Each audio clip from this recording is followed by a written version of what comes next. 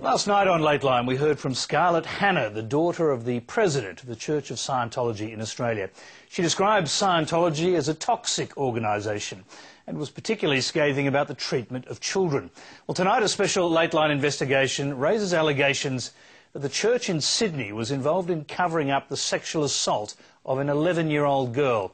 Carmen Rayner alleges that one of the church's most senior figures internationally was involved in coaching her and her mother, both members of the Church of Scientology, to lie to police and community services. Steve Canane reports. When I was 11 years old, I was with my friend Marinda down at the park, and we're on the merry-go-round and we just happened to be talking. And I told her that I had someone that touched me, and she said, "That's not right." And I remember at the time understanding it was such a big thing that she was telling me and how damaging this was for her. And I asked her if I could tell my mother. Between the age of about 7 to 11, he was molesting me. I suppose why I was really worried... Marinda Voigt's mother Louise is the CEO of Bernardo's. At the time she was working in child protection. Carmen came to see me. I'm brought by my daughter. She gave me a fairly full disclosure of sexual interference by her stepfather, which has been repeated over a considerable number of occasions. I said to her that I really needed to talk to her mum. And that probably we would have to go to the Department of Community Services, as it was then, YACS. I went into shock. I didn't know how to react. I didn't know what to do. And my first thought was, well, I need to speak to somebody that will help me. And my first thought was the chaplain in Scientology.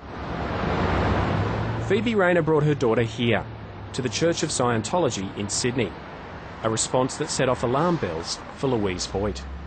I phoned the Department of Community Services because I was so concerned, because Carmen's mum said that she wouldn't go anywhere, she wouldn't seek any help, she would go to her church, and she then told me it was the Church of Scientology. And what was your reaction to that? I was horrified, because I'd been a social worker at the Mental Health Association when it was targeted by the Church of Scientology. Louise Voigt's concern was justified. They told me that it was my fault because I'd been bad in a past life. I'd probably done something bad in a past life, so I pulled it in. How did that feel as a girl who was a victim of abuse to be told that it was your fault from a past life? I believed them. As a child, I believed them. I was 11 and that's what I knew. I grew up believing what they believed, and that's just how I saw things as well. Yeah. Not only was Carmen Rayner blamed for her abuse, she says she was told by a senior Scientologist to lie to police and community services about what her then stepfather, Robert Alexander Kerr, had done to her. The church got involved then, and then they sent Jan Eastgate over to drill me and tell me what to say to the police and what to say to docs. Carmen Rayner says Jan Eastgate told her to tell community services that her stepfather hadn't touched her on the genitals, and to tell police she didn't want her stepfather to go to jail. Tell us what Jan Eastgate told you to tell the police. Just say no. That she just kept repeating that. Just, you remember that you can't tell them, don't say yes, because otherwise you will be taken away from your parents and you'll never see your family again. Because docs will take me and my brother away from my mum, and that I needed to just say no. Jan Eastgate was at the time the head of the Citizens Commission on Human Rights in Australia, an organisation founded by the Church of Scientology that campaigns against psychiatry. Jan Eastgate is now the international head of the CCHR, based in Los Angeles. In the 1970s and 80s, she helped expose the deaths of patients during deep sleep therapy at Chelmsford Hospital in Sydney. It reeks or smacks of a cover-up. The Church of Scientology awarded Jan Eastgate the Freedom Medal in 1988 for her work in promoting human rights. But now she's being accused of trampling on the rights of an 11-year-old victim of abuse and interfering with a police investigation. Jan Eastgate coached both of us, actually. She was she came to us with docs. They weren't called docs back then, but she came with us to the interview, and she basically told me what to say and Carmen what to say. And she also told Carmen to lie to the police, and I lied to the police as well because of that. Jan Eastgate has declined to talk to Lateline, either on the phone or on camera. In an email to Lateline, she described the allegations by Carmen and Phoebe Rayner as egregiously false. But Carmel Underwood, a former executive director of the Church of Scientology in Sydney, says she walked in on Jan Eastgate coaching Carmen Rayner. Well, I walked into the office, went through the hallway, and I was at the doorway, and I saw Jan there across from Carmen and Phoebe, and Jan put her hand up, a gesture to Carmen and her mother to stop talking, and I was asked to leave. And by that stage I had gathered what was going on. I knew that Carmen was being coached on what to say to the Department of Community Services and to the police. So I challenged them on that, and we had a bit of an argument, and I was told it was none of my business and to get out of there, and I didn't want to get out of there because I wanted to stop what was going on, but I was escorted out of there. Carmel Underwood says she was disciplined by the church soon after this exchange. Scientology has its own internal justice system.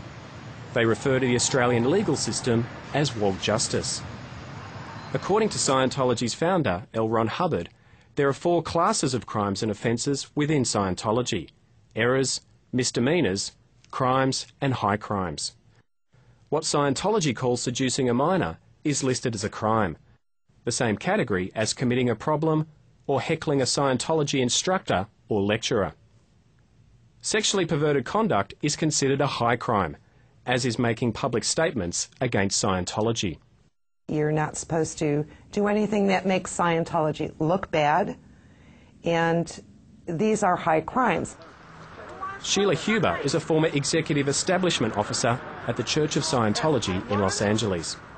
A good Scientologist believes that if they don't do L. Ron Hubbard's Scientology, that they will permanently die when they die this lifetime and go into some dwindling cycle of getting worse and worse and worse. And the only way through freedom is through L. Ron Hubbard. So you're holding eternity over somebody.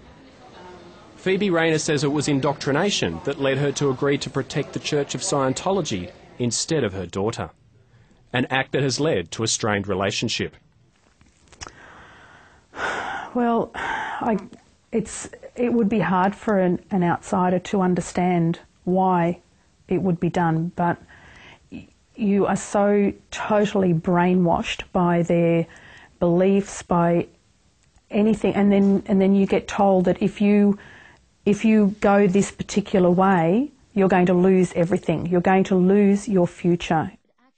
Jan Eastgate denies there was any pressure from her to get involved in Carmen Rayner's case. In an email to Lateline, Jan Eastgate says, "The family asked for my help to attend their meeting with Youth and Community Services, specifically because they did not want anyone involved to be forced to undergo psychiatric treatment. It had nothing to do with the merit of potential criminal charges." Jan Eastgate and the Church of Scientology assert that Robert Kerr went to the police in 1999 at the church's insistence.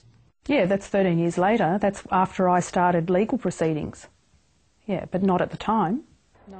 Phoebe Rayner says Robert Kerr was told by senior Scientologists he had to go to the police only after she'd written to the church threatening legal action. Lateline has obtained a copy of Robert Kerr's police statement from 1999. In it, he admits to multiple acts of indecent assault and talks about how he avoided charges at the time of the initial investigation. "The police officer said to me I was very lucky, or something along those lines, and he left. I was never told what was said to the police, but I presume that Phoebe and Carmen somehow minimised the number of events or some such thing." In 2001, Carmen Rayner made her own statement to police, 18 months after Robert Kerr had made his. Kerr pleaded guilty to indecently assaulting Carmen Rayner and was given a good behaviour bond. Yeah. Got your statement? Got my statement. Recently, Carmen Rayner returned to Balmain Police Station, accompanied by Independent Senator Nick Xenophon, who is now calling for a judicial inquiry into Scientology. Carmen Rayner made a statement to police outlining the allegations against Jan Eastgate. Police are now investigating the matter.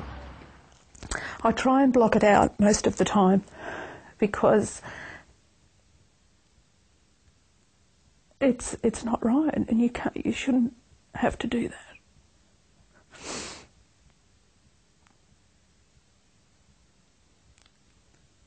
And it's ruined Carmen's life. The Church of Scientology would not answer questions on camera about these allegations. In a statement, they said they were untrue and defamatory. Steve Kinane, Lateline.